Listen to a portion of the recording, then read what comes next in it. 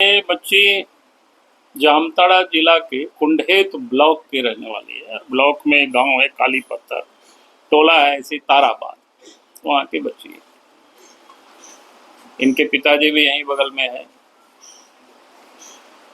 और उन्हें पिताजी भी साधारण है, जिसको कहते हैं ना घर के में भी खेती बाड़ी का काम करना, और खेती भी उतना अधिक नहीं है, लेकिन लोगों का बटाए उटाए में भी खेती करते हैं, कुछ मजदूरी भी करते हैं, उसी में से ही अपने बच्चों को भी पढ़ाते हैं। और जामताड़ा में बच्ची और इनके साथ एक बहन और है, तो दोनों मिलकर के रहते हैं। तो मैंने उस पर भी तहकीकात की पता की, तो 1000 रुपया जो रेंट में होता है, तो एक कमरा वहीं रह करके ग्रेजुएशन में बच्ची पढ़ रही है, बीए पार्ट 2 में ना। हाँ, सेमेस्टर पार्ट की सेमेस्टर 2 में है बीए में, तो ये पढ़ रही है। पढ़ाई के साथ साथ ये प्रैक्टिस भी करती है शूटिंग की।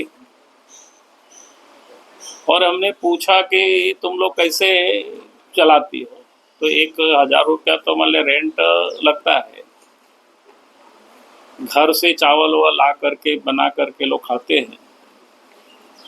और बच्ची वहाँ पर कोई फिजियोथेरेपी कराते हैं लोग, उस केंद्र में जा करके ये भी काम करती है, तो 2000 रुपया वहाँ भी इनको मिलता है।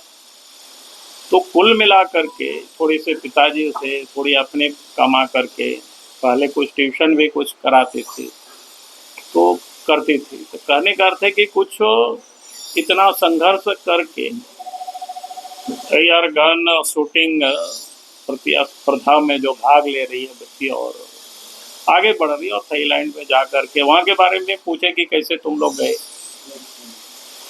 तो इधर उधर लोगों से सहयोग ले करके और फिर वहाँ भाग ले और गोल्ड मेडल भी वहाँ से जीत करके आए। तो मुझे लगा कि बच्ची एक होनहार है, चाहती है आगे बढ़ना। तो हमने इनसे कहा है कि तुम इतना चिंता मत करो, जितनी भी उसके, इन्होंने भी हमसे कहा है कि हमारे पास किट्स नहीं है जो राइफल शूटिंग के लिए जो जो ज़रूरतें होती है। तो हमने इनसे कहा कि वो टोटल लिस्ट हमको बना करके दे दो, जहाँ कहीं से भी होगा, जैसे भी होगा, हम वो सारे शूटिंग की जो भी सामग्री होगी उतना हम व्यवस्था कर देंगे।